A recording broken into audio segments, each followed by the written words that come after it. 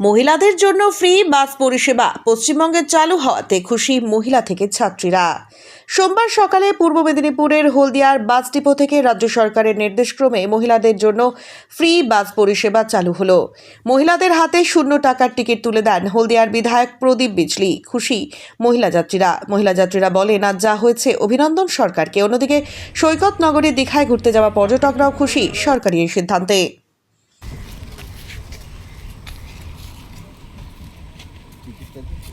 খুবই ভালো লাগছে, টাকা লাগছে না যেতে, তো এর থেকে খুশি। কোথায় যাচ্ছ তুমি? কলকাতা। মানে এর কি রেগুলার যাতায়াত করো না? হ্যাঁ, কলেজে পড়তে রেগুলার যাতায়াত করতাম।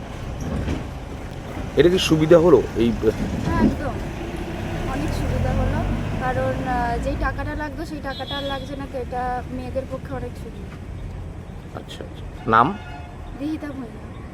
খুবই ভালো লাগছে, কারণ এটা একটা প্রয়োজন ছিল, কারণ সব মেয়েদেরই একটা মানে হওয়া দরকার ছিল এইভাবে, যে মানে একটা সুবিধা পাওয়া দরকার ছিল। মানে তুমি এত কি দূর করো পারলে- এমনি? আমি আর্ট কলেজে পড়ি। আচ্ছা, প্রায়শই যেতে হয় কলকাতা। হ্যাঁ, প্রায়। তো সেক্ষেত্রে এই ফ্রি বাস পরিষেবা সেটা কতটা কাজে লাগবে? কাজে লাগবে বলতে খুবই কাজে লাগবে, কারণ এখন আপাতত আমাকে বাড়ি থেকে যাতায়াত করতে হবে, তাই খুবই ভালো হলো, মানে খুবই ভালো লাগলো। এটা কি মানে আনএমপ্লয়মেন্টদের এমপ্লয়ীদের খুব ভালো? আনএমপ্লয়েডদের জন্য খুবই ভালো এটা। আচ্ছা, মানে ওদের মানে পয়সার দিকটাও দেখতে হবে ওদের, যে যারা ধরুন একটু মানে তাদের পয়সার দিক থেকে একটু কমই আছে, তাদের জন্য খুবই ভালো এটা। সরকারের এই উদ্যোগে কি বলবে? সরকারের উদ্যোগে বলবো খুবই ভালো, আমাদের যে সরকার এখন নতুন হয়েছে খুবই ভালো। কি নাম? আমার নাম সংস্কৃতি দাস। আমার নাম সঙ্গীতা রয়। বাড়ি বাড়ি খড়গপুর। আজকে তো 1 তারিখ থেকে আপনাদের জন্য ফ্রি করা হয়েছে, আজকে কোনো টিকিট কাটতে হচ্ছে আপনাদের? না, টিকিট কাটতে হয়নি। টিকিট কাটতে কতটা ভালো লাগছে আপনাদের এই এটা যে আজকে অনেকটাই ভালো লাগছে, এটা সুবিধা হয়েছে আমাদের জন্য, মেয়েদের। এই মনে করুন নারী নিরাপত্তা নিয়ে একটা বারবার যেখানে প্রশ্ন উঠে, সেখানে কতটা নিরাপত্তা বোধ মনে করছেন এই সরকারের?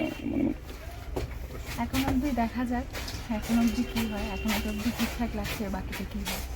মানে আজকে ফ্রি বাসের জন্য অনেকটা খুশি লাগছে। হ্যাঁ, খুশি লাগছে অনেকটা। আপনার নাম?